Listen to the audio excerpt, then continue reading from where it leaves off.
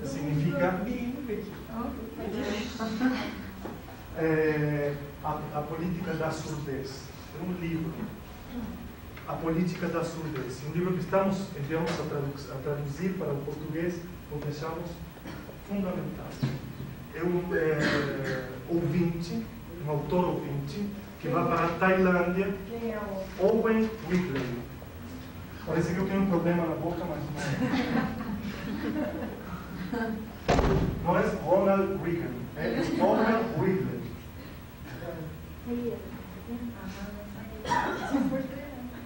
O livro está só em inglês, só que agora estamos traduzindo. Queria trazer.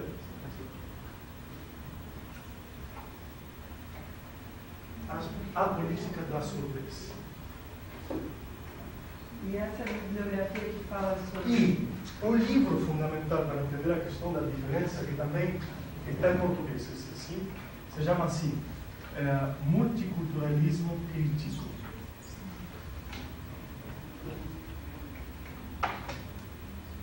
Não diz uma sola palavra sobre surdos. Tá? O livro não fala dos surdos.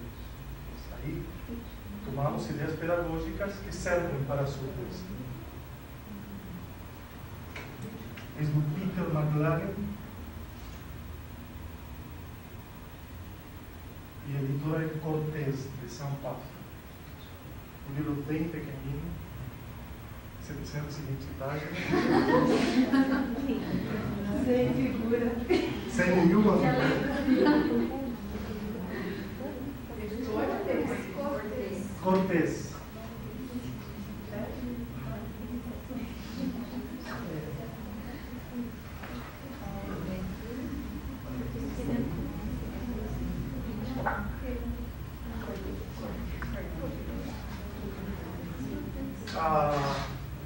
Vocês prefeririam então que eu ainda continuasse aprofundando um pouquinho na questão da diferença e da diversidade, ou que continuemos os tempos? Tem uma importância fundamental para o nosso trabalho essa questão da diferença e da diversidade. Permite pensar se temos um projeto pedagógico coerente com a questão da diferença ou não, por exemplo. Permite pensar se, desde o ponto de vista do intérprete, o intérprete acha que está trabalhando com uma diversidade ou realmente ele se coloca como um ponte entre uma diferença e o outro. Então, realmente, eu acho fundamental. Eu sou sim, não sei, no meu caso, eu tenho dúvida. Achei que eu poderia se aprofundar um pouco mais, principalmente na questão ali, quando fala do reconhecimento político, né, questão de ideologia, né, que a gente tende a passar muito, né, da ideologia para os alunos, e consequentemente para os alunos. Então, nessa questão, assim, então, perfeito.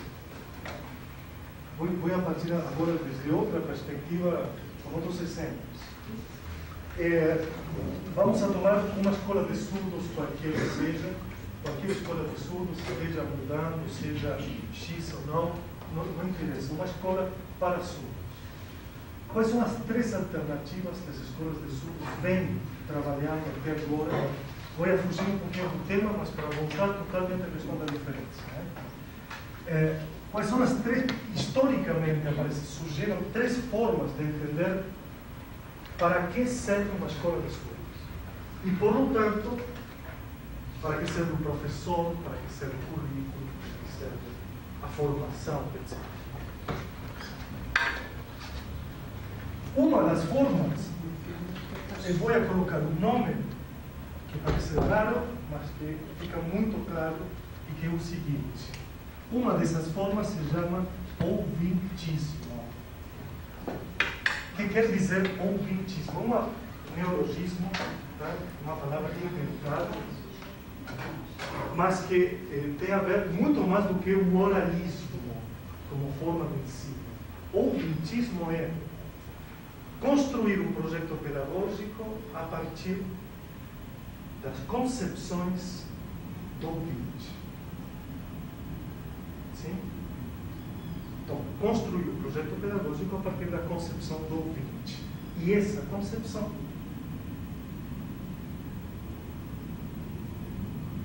está presente em todas e em cada uma das questões pedagógicas. essa concepção do ser ouvinte no projeto pedagógico está presente em cada uma e em todas as questões pedagógicas. Alfabetização, formação do trabalhador surdo, currículo, organização, o planejamento das séries, tudo isso, quando é feito desde o ouvintismo, significa que eu sempre vou trabalhar desde a minha posição social. Minha posição social precisa de ser ouvinte. Então, isso tem muitos matizes, não é só uma forma de projeto pedagógico. Você trabalha em alfabetização? Alfabetização, formação do trabalhador surdo, currículo, planejamento, organização de séries. Como é que fica essa questão da diferença, então, olhando desse ponto de vista? Nada. Não, em relação a uma sociedade, por exemplo, onde os ouvintes, no caso, são a maioria e toda a estrutura social está organizada a partir disso?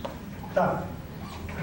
Como eu tenho uma posição onde eu creio que chamar os surdos minoria não é correto, e vou dar razões, eu acho que esses ouvintes que estás colocando, em todo caso, é um ouvintismo dos ouvintes que trabalham nas escolas para surdos. Tem outros ouvintes que não participam, que não sabem e que até podem ter outras ideias sobre os surdos. Então, quer dizer, esse ouvintismo é um fenômeno, uma concepção dos ouvintes que trabalham nas escolas para surdos. E esse ouvintismo tem muitas formas. Não, quer dizer, o projeto da escola de Maringá, o projeto pedagógico de Caxias do Sul, o projeto de Bogotá, podem ser todos ouvintistas, mas ser diferentes entre si. Não quer dizer que exista uma forma, mas basicamente tem a ver com quem construi o projeto pedagógico para o outro é o contrário, tá? E é um ouvinte. Então vai aplicar, não pode senão, a sua concepção do universo, que é do ouvinte, sobre uma pedagogia para pessoas não ouvintes. Tá? Então, essa forma que chamamos ouvintismo. Uma segunda forma, que seria de poderíamos chamar o semi-ouvintismo. Mas fica claro que o ouvintismo ainda está presente. O que seria o semi-ouvintismo? Projetos pedagógicos onde surdos adultos ou a comunidade de surdos está, de certo modo, envolvida. Certo modo, tá? Tipo, instrutores, oficinas. Então, semi-ouvintismo seria onde os surdos adultos e a comunidade, parte dessa comunidade, participam relativamente do projeto escolar, mas continua sendo um projeto escolar pensado desde o ouvinte. Sim? Por quê? Porque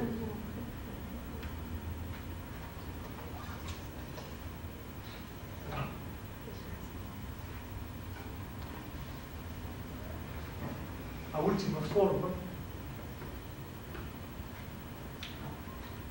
outra palavra inventada, que seria essa terceira forma que chamamos processo de, agora vocês me ajudam, ensurdecimento do projeto pedagógico. Processo de ensurdecimento do projeto pedagógico.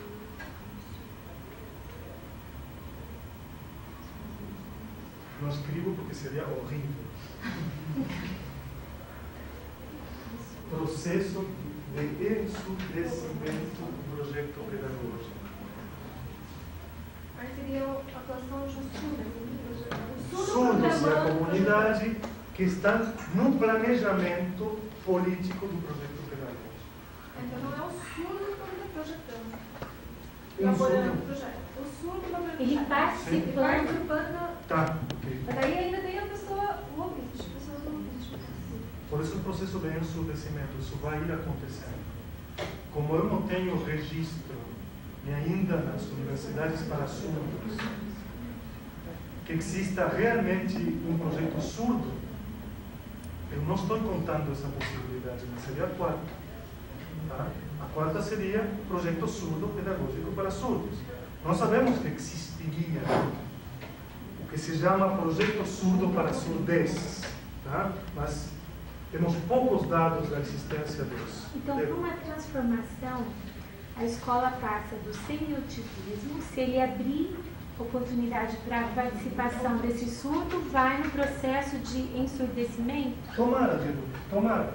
Uno sabe que as grandes mudanças desse período agora é passar de um para dois. Ou dois. Mas que tem tantas dificuldades e tantos problemas que talvez muitas voltem. E voltem pior do que estavam. Tá? Isso já está acontecendo, aconteceu e acontecerá. Porque aqui, nessa segunda opção, falamos de outras relações de poder. Os ouvintes, o ouvintismo, muitas vezes não gostam de compartilhar poder. Acostumados historicamente a gerar as próprias práticas. Deixa-me dar um exemplo terrível, pouco simpático, de uma pesquisa que fizemos agora com uma instituição de Porto Alegre. Não me lembro se já muitos de vocês conhecem, sabem, eu já coloquei o que aconteceu, mas ouvintismo, uma instituição que era ouvintista em todas as suas dimensões.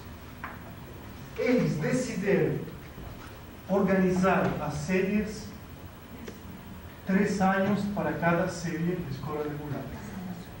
Já acontece. O surdo precisa, para cada ano de escola regular, 3 anos de vida surda. Então, as crianças entravam, promédio, 6, 7 anos, tinham que fazer 3 por 8, 24 anos para a escola só para o primeiro grau, chegavam aos 30 anos e acabavam o primeiro grau. Mas acabavam o primeiro grau, não. Do nosso registro, só 12% conseguiu terminar nesse processo o primeiro grau. Vocês veem aí bem claramente a questão do anormal. Então, para voltar à questão da diversidade, normalidade, diferença, é óbvio que aqui teríamos a concepção da deficiência, a questão da anormalidade, certo? Nessa primeira questão. É essa concepção implícita. E cada escola tem que repensar quanto de seu projeto é só ouvintista. Quanto mexe, quer mudar, mas quanto mexe em cada uma das questões. E vou dar outro exemplo para que fique ainda mais claro. Mudamos muitas coisas na escola, mas o nosso projeto de formação para o trabalhador surdo continua sendo a de ser um surdo que só conhece algumas técnicas, ofícios, etc.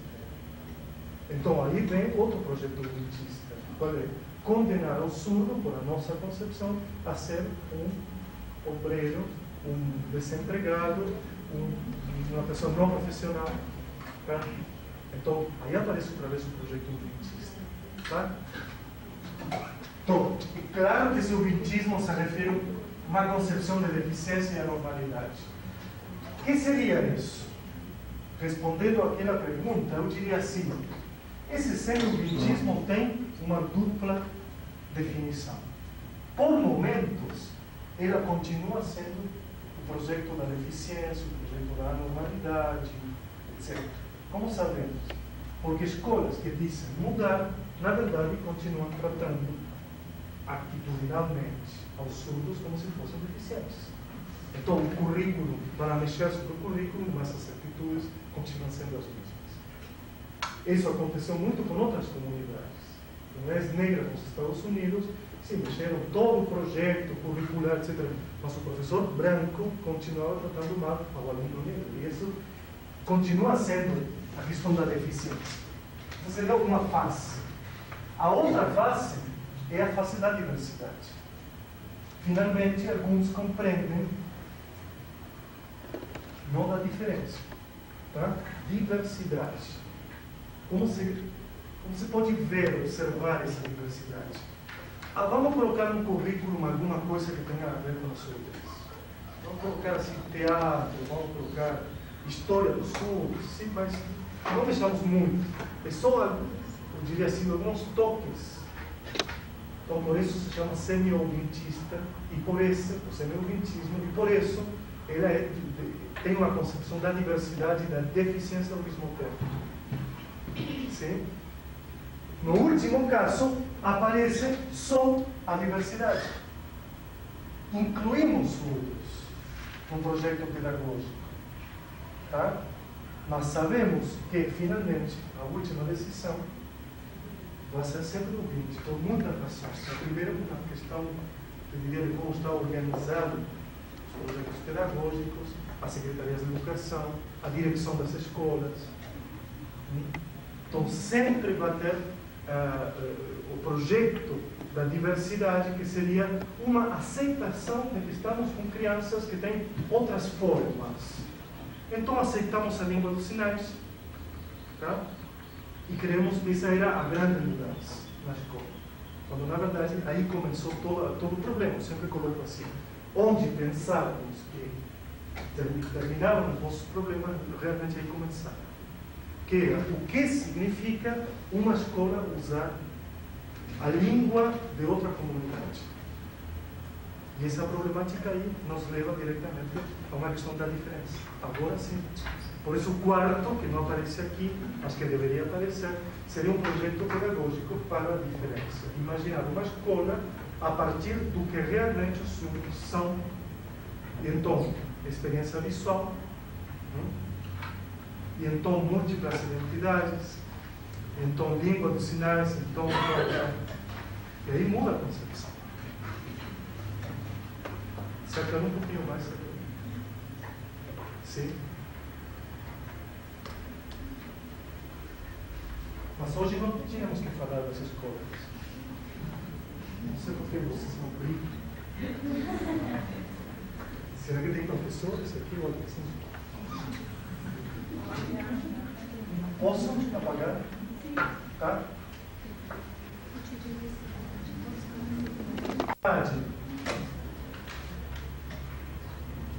Enuncio, falo sobre aquelas coisas que estão presentes nesse grupo, que não estão presentes em outros grupos, como diversidade. Eu falo sobre o que está presente nesse grupo e que não está presente em outros. Os surdos têm língua dos sinais, os surdos têm desenvolvimento cognitivo diferente, os surdos Enuncio. Diversidade, diferença. Faço desse enunciado um reconhecimento político.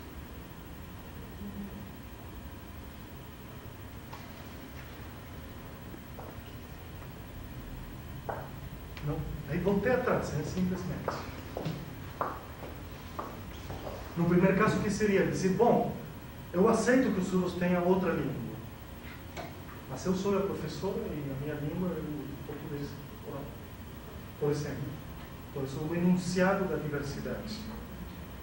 Enunciado da diferença. Os surdos têm outra língua. Então, quanto o projeto pedagógico vai mudar a partir de reconhecer essa língua? Então, não é quanto o professor vai aprender ou não a língua dos sinais, senão quanto a escola se organiza para isso.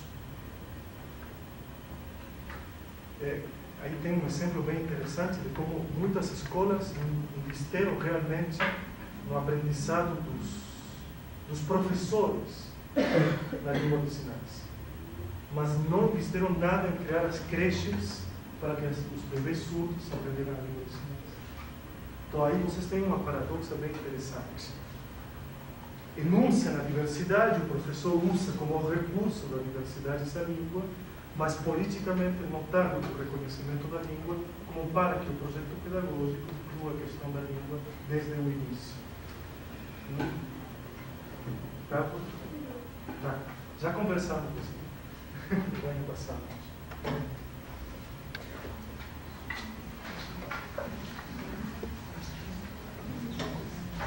Então, me parece que talvez vamos invertir um pouquinho a nossa dinâmica. Vou passar para vocês agora questionar. Ele é bilíngue. Se tem perguntas que de repente aparecem palavras em espanhol, tá? Ele é em português até a pergunta 15, depois ele passa para espanhol. É O típico da patologia que tem. Não, é original.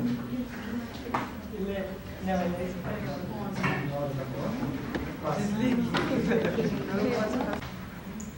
Hoje, com um pouco que conversamos, responder essa pergunta é um engano, porque quando começou a educação dos surdos no mundo, mas qual educação?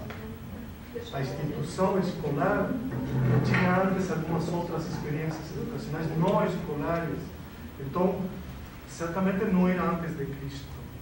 Mas, bem, e eu acho que eu estava assim com a Revolução Russa, ele respondeu isso, mas não é isso.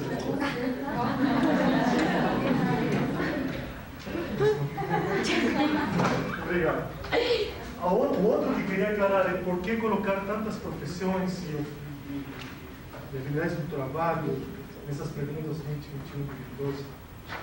Tudo é porque em uma material da FENES, acho que de Belo Horizonte, tem uma explicação para empresários, os próprios surdos, que dizem assim: senhor empresário, o surdo é um sujeito deficiente e apaga na G, tá? Então fica o surdo um sujeito eficiente e coloca uma lista das profissões que eles poderiam desenvolver e que a surdez não tem nada a ver. É curioso, mas eles colocam ajudante de enfermagem, ajudante de jardineria, ajudante, auxiliar. Eu fiquei muito bravo com isso, porque é difícil saber por que os surdos acham que essas seriam as profissões e não outras. Diretamente não fazer nenhuma listagem das profissões, qualquer uma. Mas por quê? Então aí coloquei essa pergunta pensando que talvez isso venha de uma formação nas escolas, onde esse ouvintismo faz pensar o próprio surdo de só ser auxiliar, só ser ajudante dele, mas nunca ser profissional. Olhem nesse material, está muito claro que eles mesmos, ainda querendo transmitir a ideia de serem eficientes, ficam na questão de auxiliares e ajudantes. Tá? Era por isso. Bem, com o tempo que temos agora, antes do meio-dia, não queria que eu queria que já entréssemos na parte da história das instituições. Geralmente, quando se fala das histórias, todo mundo fala de 4 grandes momentos da educação dos surdos, das instituições, etc., que seriam assim. Seriam períodos, etapas na educação, na história das instituições.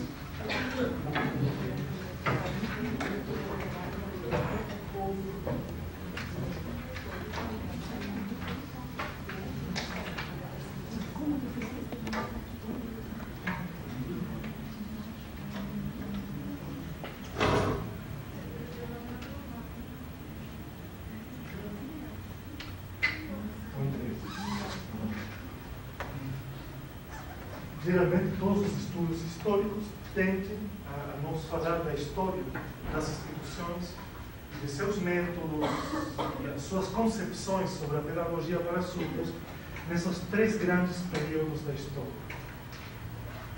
A primeira data tem a ver com a criação, então, do primeiro instituto público, a primeira instituição pública para os surdos.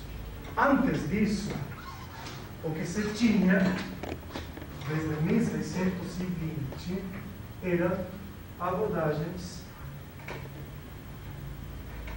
que podemos chamar para surdos ricos, filhos da nobreza, e eram abordagens individuais, reeducações individuais, só para alguns filhos, sobretudo da nobreza,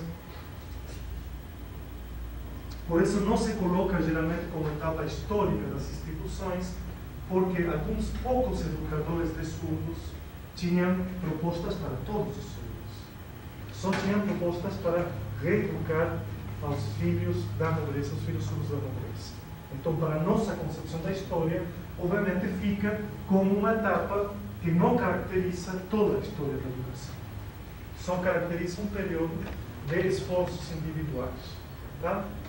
E aí já tem um problema que foi levantado por muitas pessoas, quando, eu acho que já coloquei com vocês várias vezes essa pergunta, quem seria considerado o primeiro educador para surdos? E então aí vem duas informações diferentes. Então, o que temos cronologicamente seria esse aqui. Tá? Vocês veem 1620. Vocês têm para acompanhar todas as láminas.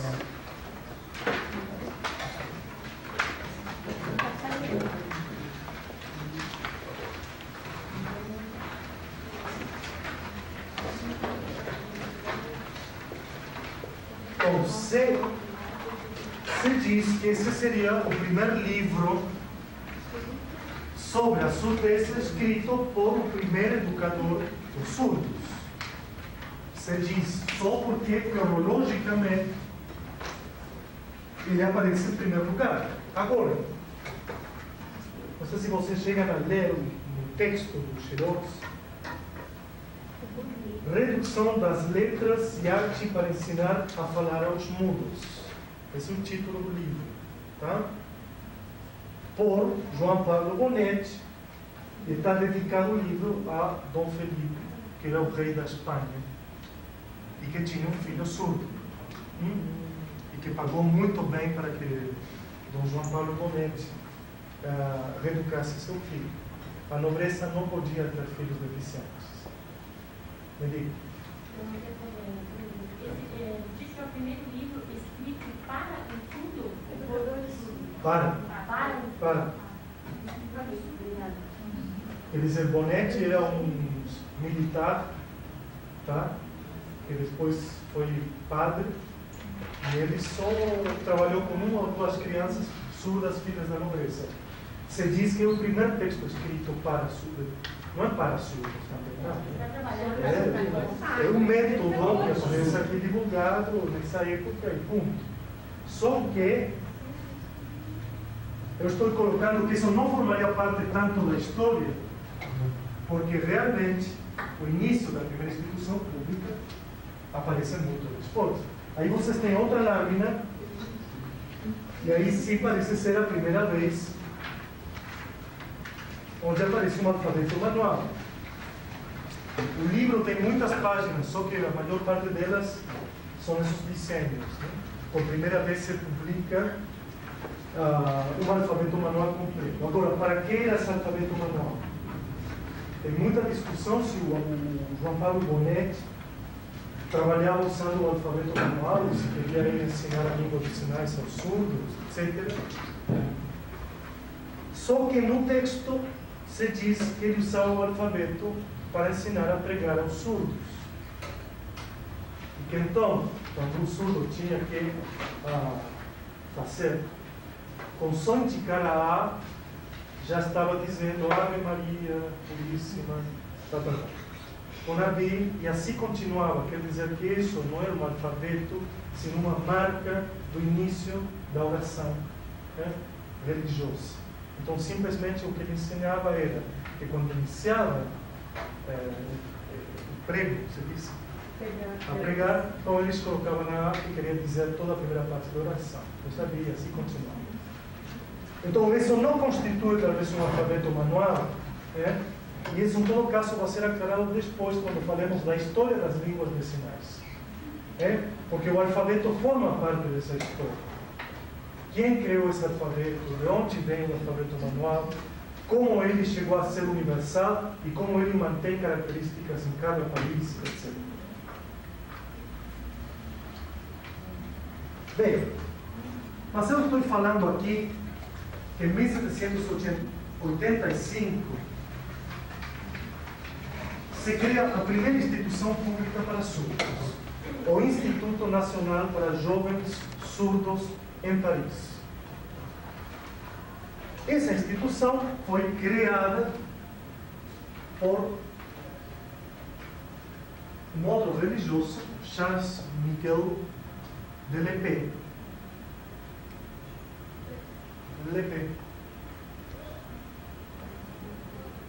Foi uma história muito interessante como ele chegou a conhecer os surdos e como ele imaginou uma escola para surdos. Então, só alguns detalhes desse trabalho.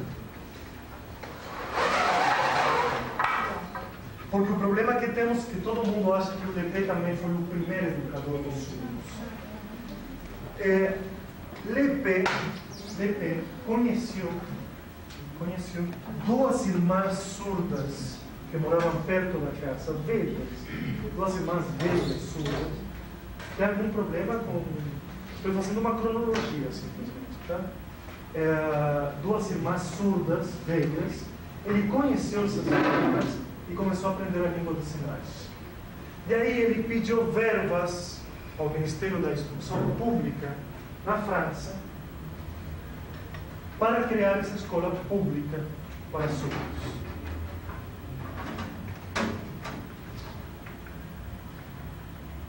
Qual era a ideia do Lépée? Basicamente que os surdos podiam ser instruídos, podiam ser educados como os ouvintes, e que tinham que ser educados com os mesmos objetivos que os ouvintes na época. Quais eram os objetivos que Lépée traçou, mas que, na verdade, compartilhou com a educação em geral? O francês escrito era o objetivo final de toda a sua educação. Quer dizer, o objetivo era que os surdos aprendessem e dominassem, portanto, a língua francesa na sua forma escrita. Na época, ninguém falava de oralizar os surdos. Ao início dessa instituição, não se tinha nem um médico, nem fonoaudiólogos, nem nada.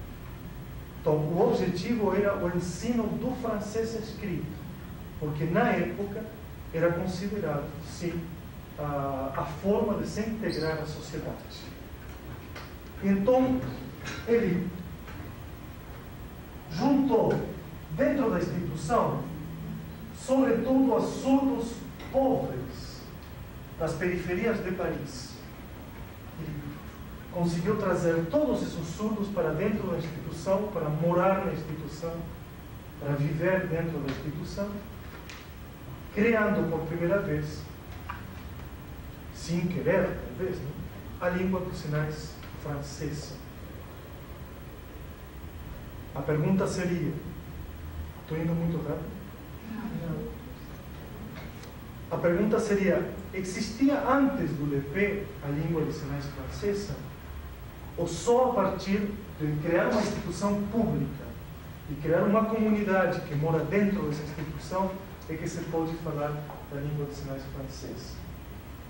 Mantenha essa pergunta na cabeça e quando falemos da história das línguas de sinais, vamos voltar sobre esse fato.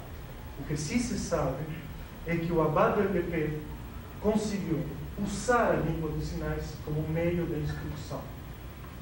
E isso sim é importante. Quer dizer, ele juntou os surdos como comunidade dentro de uma instituição pública, trabalhou com os surdos pobres e utilizou a língua dos sinais como meio para o ensino do francês escrito.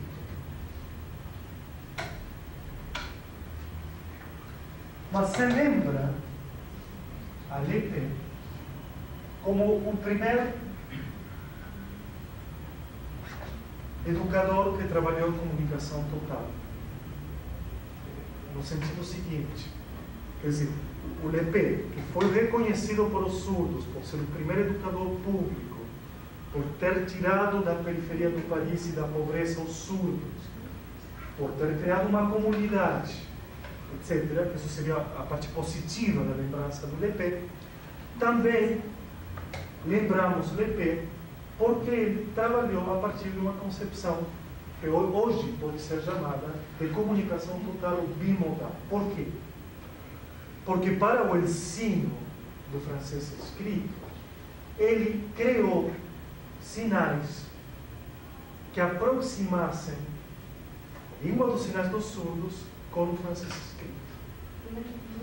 Sinais, ele mesmo, como ouvinte, criou sinais que não estavam presentes na língua de sinais dos surdos para aproximar as duas línguas.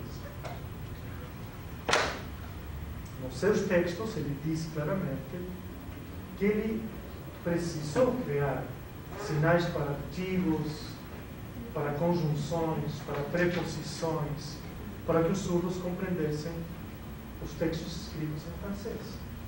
Então, hoje, ele é reconhecido, por um lado, por ser o primeiro educador público, mas, por outro lado, por ter mudado a língua dos sinais, introduzindo partes que não estavam presentes na língua. Todo isso com o objetivo de o ensino do francês escrito. Lepé nunca fala que seu objetivo fosse cultural, comunitário, de defesa da língua de sinais, senão do ensino gramatical do francês escrito. Tá? Só que ele achava que o recurso melhor na época era utilizar a língua dos sinais francesa ou desses jovens franceses e mexendo um pouquinho, criando novos sinais para que os surdos compreendessem aquelas partes do francês escrito que não podiam, segundo ele, ler diretamente. Tá? Diga. Mas soube-se de resultados desse trabalho dele? É bem interessante essa pergunta, porque para julgar os resultados temos que ir para aquela época, não agora. Agora não poderíamos interpretar esses resultados. Mas seria bom saber algumas consequências que na época esse método ou esse tipo de trabalho conseguiu. Tá? Então, o que sim se sabe é que os surdos conseguiam trabalhar depois como professores de alunos surdos. Quer dizer que a formação era boa. Por quê? Se bem o objetivo explícito era o francês escrito, os surdos tinham um currículo semelhante ao currículo tradicional. Quer dizer, eles trabalhavam história, geografia, matemática, álgebra, etc. E por o que se sabe por textos da época, alguns surdos conseguiam chegar a um máximo nível, até se fala na época de filósofos surdos, professores surdos, poetas surdos, etc. Tem uma geração na época de surdos franceses que depois eles foram para os outros países no mundo a continuar o trabalho. Então é bem interessante saber isso. Estamos falando de 2 séculos atrás, em que professores surdos levavam a discussão sobre como educar surdos em outros países. Quem, por primeira vez, falou da educação pública dos surdos nos Estados Unidos foi um surdo, não um ouvinte. Então, essa história tem um começo realmente diferente do onde estamos hoje, no nosso patamar.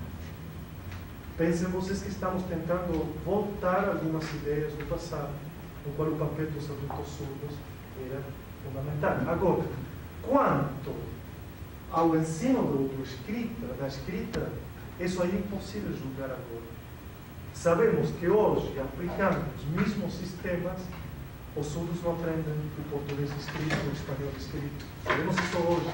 Mas na época, talvez, em outras condições, em outro momento histórico, com outra valorização do que é a leitura, talvez eles conseguissem, não por um método, mas por o interesse para ler. Que são duas coisas bem diferentes. Quer dizer, agora nós temos, além dos problemas dos métodos, temos o problema do interesse por a leitura. Então, naquela época parecia fundamental a leitura, na formação pessoal, social, etc. Agora não tanto. Então é difícil realmente julgar se foi por um método, foi por a vida em comunidade, se foi por o papel dos adultos surdos, se foi por as sinais que o LEPE inventou, porque o mesmo sistema vem sendo utilizado em muitas escolas e isso não traz os mesmos resultados. Então, bem difícil dizer se esse método é o que tem que ser trabalhado. Agora, não sabe que a língua dos sinais não tem nada que ser acrescentado, não tem por que ser mudado, etc, etc. Então, fica essa dúvida. Se na época deu resultados, acho que não podemos analisar isso como simplesmente o fato que o método deu certo, tá? Senão muitas outras questões. Sobretudo, eu acho uma vida em comunidade que hoje não está presente. E o fato de terem eles professores surdos também. A primeira geração que terminou com o projeto do ABADLP foi o professor dos alunos que continuaram. Então, isso talvez gerou outras possibilidades para a educação, que hoje não temos. Mas o Instituto Nacional de Surdos de Paris continuou. E se diz que o terceiro diretor da escola de LEPE, LEPE obviamente morreu, como todos as pessoas que viveram na época de 1700, foi morrer. E aí continuaram outros e outros e outros. E tem uma figura que se chamou Bebian, que foi considerado na história como o primeiro bilinguista nas instituições para surdos. Bebian. Que não tem nada a ver com Trebian. Bebian, ele conseguiu por primeira vez nessa instituição separar o uso da língua dos sinais do ensino do francês. Quer dizer, isso se fazia de forma totalmente separada. Tá?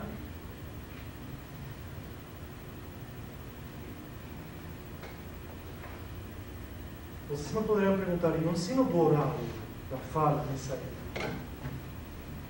Se fazia, tinha educação, tinha oral, tinha uma clínica.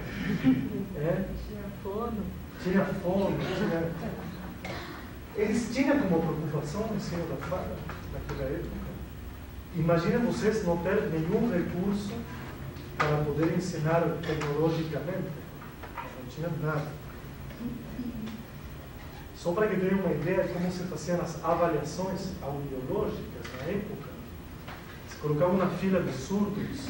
Tá? Não, é verdade isso. E tinha no Instituto de Paris uma campana. Campana assim? Sim, mas era assim, não era gigante, de uma igreja. Então tinha um campanário, não sei como chamar. Era um campanão. Tá? Então colocavam os surdos em fila.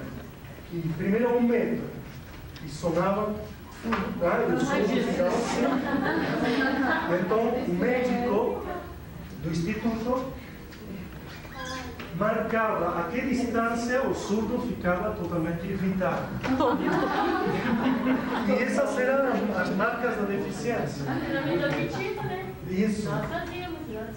Não, mas isso era para avaliar, simplesmente. Então, imagina, na época se dizia, aí tem um surdo que tem 10 metros. 10 ou 10.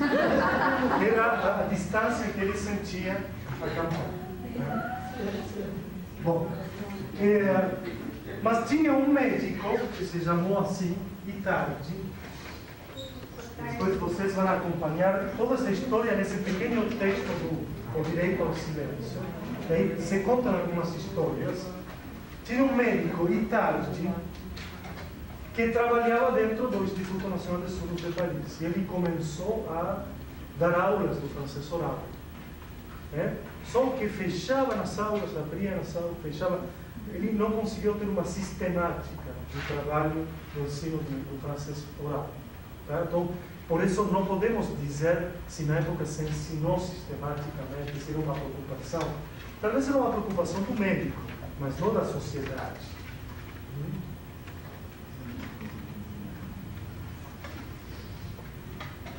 E tarde. Ele é contemporâneo, ou como é que é? Durante o LEPE continuou com a TV Bianca.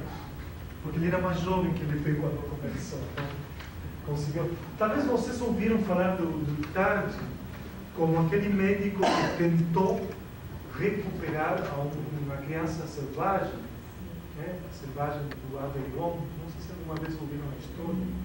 Uma criança que ficou 10 anos, você pensa, perdido, sem contato com nenhum humano, e que foi criado por lobos. Né? Não sei se conhecem essa história, tem um filme também do Truffaut, que é um cineasta francês, e o Itardi foi quem tentou fazer alguma coisa com essa criança selvagem. Né? Só que nunca pensou que essa criança poderia ter a língua de sinais, sempre tentou que ele falasse. E com métodos ouvintistas e oralistas terríveis que eu vi a semana passada ainda nas escolas. Né? Tipo, que a criança não diga uma palavra, ele não pode fazer alguma coisa. Tipo, ir ao banheiro, comer, se não fala, não come, se não for ao banheiro. Bom, o Itardi tinha esse método para essa criança, né? E, por exemplo, para aprender a dizer quente, ele fazia experiências bem quentes. Tá. Então, eu vou fazer um corte aqui, vocês vão para essa lâmina seguinte. Paramos com os gráficos aí, vamos para essa lâmina. E aí eu vou traduzir para vocês o que diz. Porque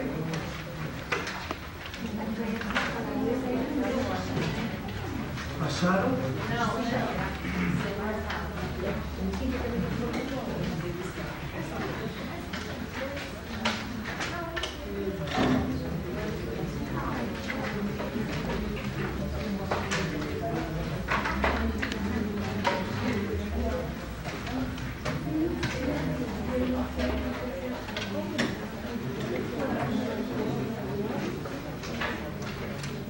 Então, até 1880, que só uma forma de marcar a divisão de dois períodos, mas na verdade muito antes.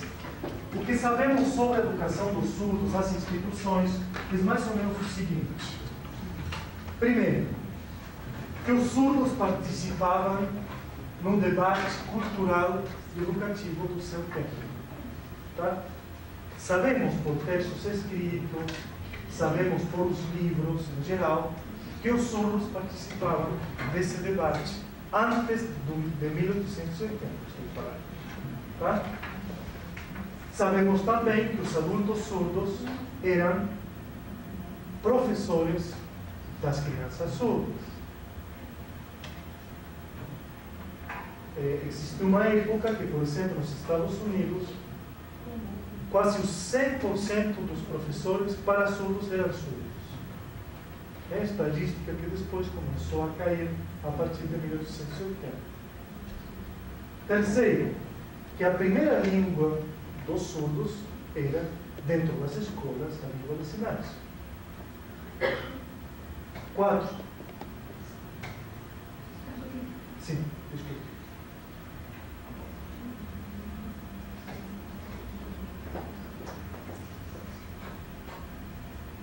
Que a concepção do bilinguismo na época era a aquisição da língua de sinais como primeira língua e a aprendizagem do escrito como segunda língua. Essa era a concepção que se tinha na época sobre o que seria o bilinguismo para surdos.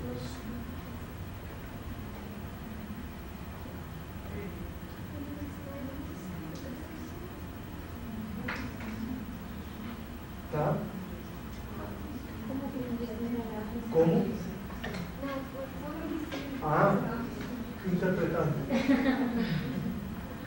E a última questão que eu coloquei aqui é que temos também por documentos ou diretamente com peças de arte que naquela época se tinha muitas produções artísticas e científicas dos surdos.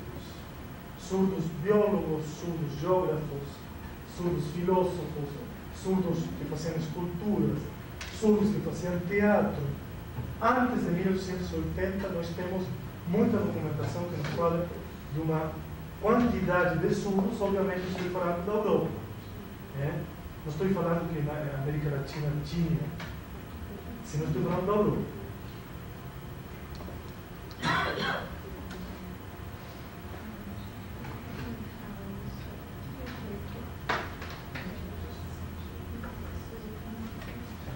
Então, deixamos em suspenso agora o que aconteceu depois e por que a história que conhecemos hoje é bem diferente disso. E porque, em todo caso, estamos tentando que nossos objetivos se aproximem a isso que está escrito aqui agora. Que o nosso projeto pedagógico poderia ser que os surdos participem do debate cultural, que os surdos sejam professores dos surdos, etc, etc. E isso já aconteceu antes de 1880. Entendi? Bom, então, historicamente falando, que agora vocês tenham bom almoço.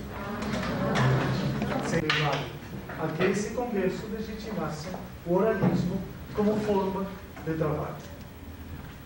Até seria, para comparar, dá para comparar, eu acho, por que se está decidindo hoje levar as crianças surdas à escola regular como única forma de educação.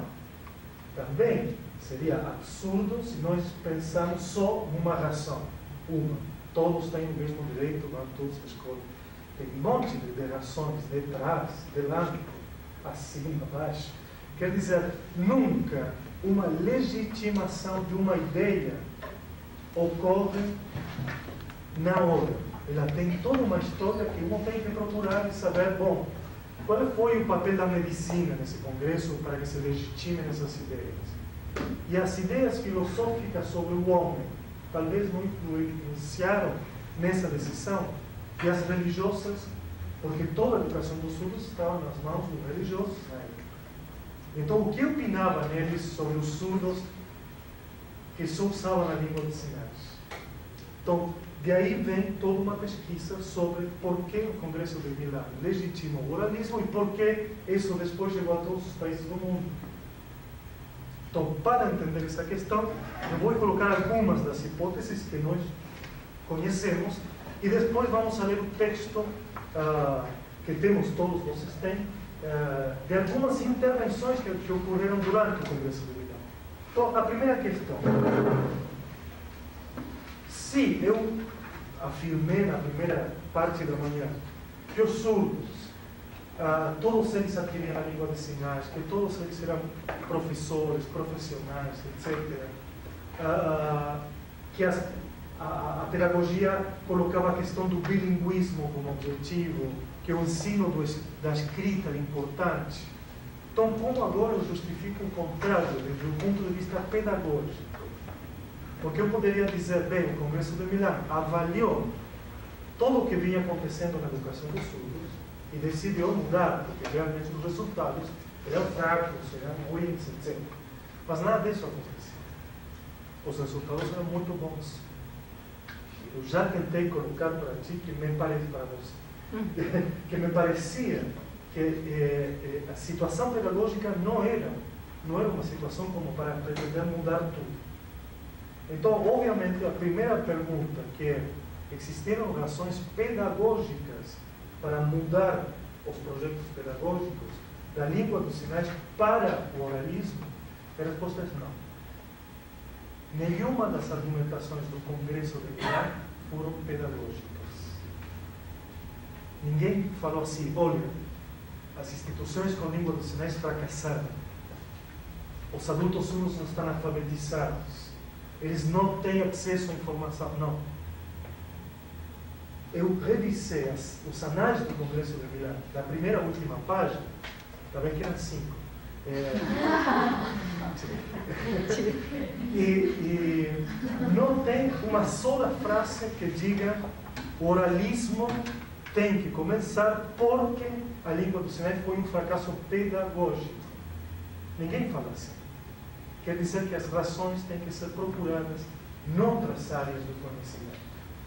E então, a nossa hipótese, a minha hipótese, é que esse Congresso de Milão conseguiu ter o apoio de ideias filosóficas, religiosas, políticas, mas não pedagógicas. Repito, para que esse Congresso legitimasse a posição de que o oralismo tinha que ser o único objetivo da educação, eles se apoiaram, conseguiram razões, motivações dentro de ideias filosóficas, religiosas e políticas.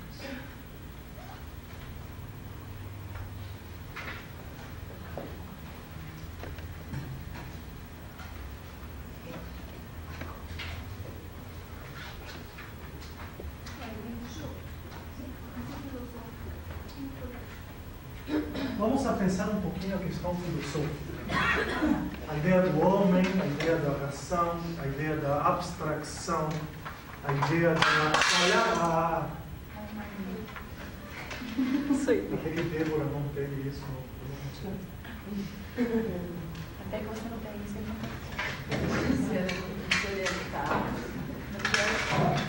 Tem tudo aí no cartão. Bem, qual era a concepção do homem naquele momento desde uma perspectiva filosófica? A ideia era que o homem contava para si com uma ferramenta fundamental, a palavra falada. E que essa palavra falada era o sinônimo da abstração, da razão. Ok, volto. A ideia da filosofia daquela época se chamou como corrente filosófica sensualismo. Não tem nada a ver com. Já claro, tá, que os filósofos não eram que estavam aí frente ao espelho. Não é isso. Sensualismo vem de sensações, né? Mas não justamente aquelas sensações, são outras. Bom.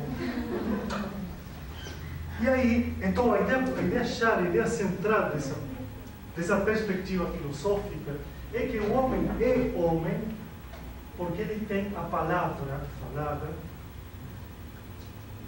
como instrumento da razão, da abstração. E que sem isso, ele é um animal.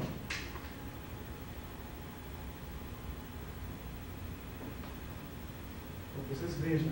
O homem como sinônimo da razão, da abstração, do racionamento, e não...